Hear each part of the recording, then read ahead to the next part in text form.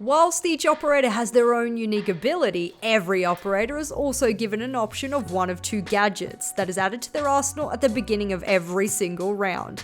For example, at the moment, Buck has an ability called a skeleton key, but he also gets access to choose between two different gadgets, one, the stun grenade, also known as a flash, or a hard breach charge. Depending on the needs of my team, I might look to one round bring the hard breach charge to help open up a hatch, and the next stun grenades to burn and negate my opponents have been bringing. There are a total of 6 different gadgets available on attack, in which 2 have been selected depending on the operator. They are the grenade, stun grenade, hard breach charge, claymore, breaching charges, and smoke grenades. For example, Glaz has access to smokes because his gadget has the ability to see through smoke, so you would almost always select a smoke for his gadget. It's exactly the same on defense, where there are also 6 different gadgets in total allotted in different combinations to different operators. We have the barbed wire, C4, deployable shield, bulletproof camera, impact grenade, and proximity alarms.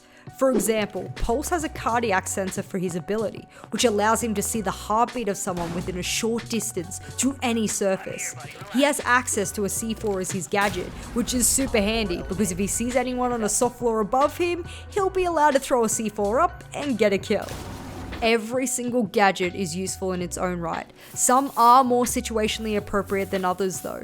For example, you'll almost always want to set a barbed wire on one of your players each round, as defenders can't watch every entryway all round and stops a sneaky attacker from crouching in. You might also want a deployable shield so that you can fortify a power position and then surround it with Jaeger ADSs or 2 to protect it. Not bringing an intel operator like Maestro or Valkyrie? No problems. You could take Castle and use his bulletproof cam to watch key areas instead.